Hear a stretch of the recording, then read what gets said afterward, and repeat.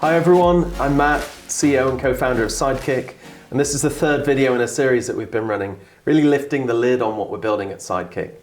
You may have seen some of our previous ones about active management and the liquidity paradox and the portfolio line of credit product that we're building, but today's third video is about alternative investments.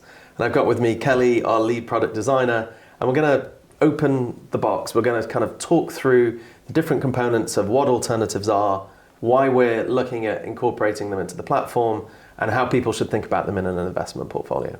So we've obviously been spending a huge amount of time focused on alternatives, and we thought we could just have a bit of a chat about some of the things that we've learned and some of the questions that people have had. That's right. So recently we've been doing a lot of research, and one of the questions that keeps popping up from our participants is, what are alternatives? So maybe we should start there. Yeah, no better place than the definition. So alternatives, it's a really broad church. Basically, it is anything outside of traditional stocks and bonds. And that could be things like private equity, it could be venture capital, it could be crypto, it could be things like infrastructure. There's a whole host of investable asset classes that are primarily just not stocks and bonds. And why should we invest in alternatives? There's loads of reasons why people do. And I suppose, like, to start with, most of us don't. And I think that's a really important consideration, really. And it's part of what we're trying to build and what we're trying to solve at Sidekick, which is, if you're a high net worth or an ultra high net worth individual, alternatives make a really big component of your overall portfolio. But actually, if you look at the traditional retail investor, they either don't invest at all, or they only put a tiny amount in. So the reason ultra high net worths and high net worths put alternative investments into their portfolio is to try and solve this correlation problem. So they're often uncorrelated to public equities. So if the stock market's going down, the last thing you want is other asset classes that are going down in exactly the same way. It's not just absolute returns, everything going up all the time. It's about managing that risk, managing that diversification, managing that correlation between things, and alternatives play a really important role in that. Right, so what I'm seeing is many people think of crypto when they think of alternatives, and then associate them being with high risk as well. Yeah. So aren't they risky? Well, yes and no. I think strictly from a regulatory perspective, and this is partly one of the problems, is it's actually very hard to access a lot of alternatives because often it's only sophisticated investors and high net worths that are allowed to access them, and that is to do with risk, because often they're less liquid. There is not one size fits all for all of them. There's so many different alternatives out there, but often they're less liquid. And to bring that to life a little bit, for instance, venture capital. So if you're investing in a startup like Sidekick, for instance, you put money in, but you can't get it out for years. You may never be able to get it out. The startup might fail, but more importantly, it's often like 5 years, 10 years. And because of that long hold period, liquidity, we touched on it before, it makes it less suitable sometimes for a retail investor who often has cash flow needs. So that illiquidity of an alternative investment is often quite a big problem. And also just how you value an alternative investment is also really hard. When there isn't a liquid market going on, when there isn't regular buying and selling and lots of buyers who are setting a price, what actually something's worth is really, really hard to value. So that combination of things being highly illiquid, hard to value, it just makes it often a more challenging investment for an everyday investor. But does that mean that everyday investors shouldn't access alternatives? We don't believe so. We believe they play a really, really important role in people's portfolio, but they've got to be done in the right way, and they've got to be offered and structured in the right way. And that's exactly what we're trying to do at Sidekick. So what alternatives are we thinking to offer our customers at Sidekick? So we've got quite a few on the roadmap, and we do have aspirations in crypto. And it's interesting you mentioned crypto obviously is a highly risky one, but it's something where actually we think there's a huge amount of trust building that needs to be built back into the ecosystem. We are in crypto winter. There's no denying that at the moment. And a lot of trust has been undermined by FTX and things like that. But we strongly consider it still to be an investable asset class.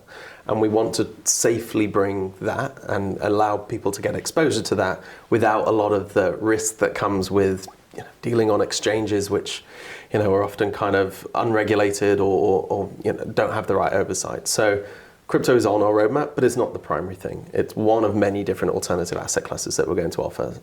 Some of those we'll do ourselves, and some of those we'll do with really trusted third-party partners. So we're looking at venture capital. I mentioned it earlier.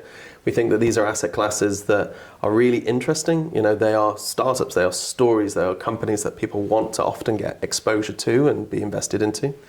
Private equity, which is similar to venture capital in some ways, but often slightly more mature companies, slightly larger companies.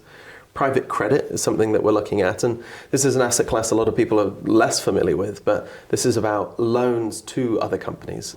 So similar but different. So rather than it being equity that's being invested into the company, it's debt, and you can get that as an investable asset class. There's a whole host of things as well, and we're talking to a number of different partners who might be able to provide some of the more, not exotic, but like collectible type things as well on the platform. I know that some people like to invest in things that really that they really identify with, like maybe like some NFTs or like maybe some wine or whatever it is that they're personally passionate about. Do you think we'll maybe offer some of those in future? Yeah, well, I mean, it's a bigger point more generally at Sidekick that a lot of people think about investing in pure financial terms. They think, what is the return? But most people don't just invest with pure financial returns in mind. There's many other things going on. There's their identity as investor. You know, some people want to invest to learn along the way, to build their own knowledge. Some people want to invest in brands that they love. So you see this quite often, people investing in sports teams and people investing in things that they have an affinity to and they want to be a part of, or products that they often use. So there's many different things going on, and the collectible side of alternatives is actually really interesting for that. I'm a bit of a sucker for this, so I own a load of random stuff, thinking that they're going to be an investable asset class. But for me, they're really important because, yes, they could be an investable asset class, but they're also a story. They're something that I own, and that tangible nature of it is something which is quite unique to alternatives, and it's something that a lot of people really, really like to have.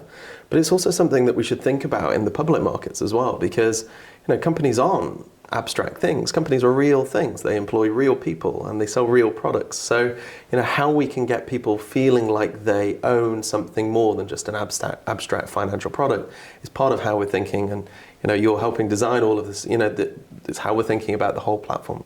But if we go back to the financial return, compared to stocks and bonds, is there really that much of a return in alternatives as well? It depends on the asset class. And I think, going back to what I said at the beginning, some have performed really well. But it's not just about thinking about them in isolation. It's about what role they can play with the rest of your portfolio. So even if something isn't growing as much as the S&P 500, if it is growing at a slightly lower rate, but it's uncorrelated and it's reducing your risk, what you're actually getting is better risk-adjusted returns rather than absolute returns.